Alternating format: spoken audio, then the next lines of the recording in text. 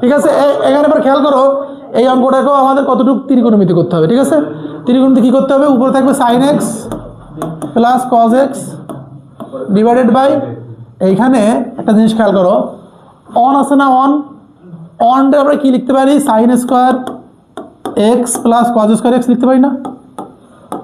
আর এই যে sign 2x এ লেখা যায় 2 sin x cos x, একটা সূত্র আছে।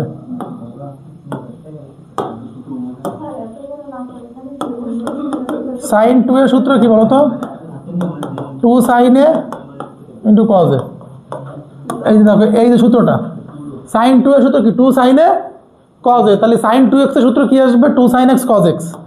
এখন উপরে আছে কি বানা সাইন x প্লাস কি cos x, নিচে এ দেখো কেউ লিখো না সাইন স্কোয়ার মানে a square plus 2ab plus b square, তাহলে এটা কি sine x plus cos x এর হোল স্কোয়ার লেখা যায় না?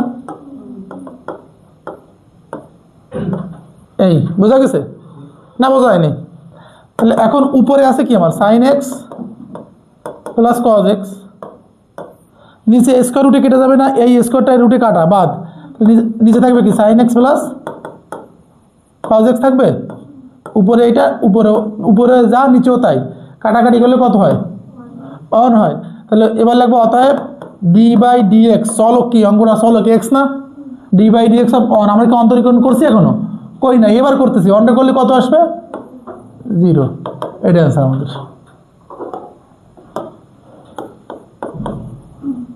এটা অ্যান্সার 0 অ্যান্সার। তাই এটা এমসিকিউতে আসে, মনে রাখবো আর কি।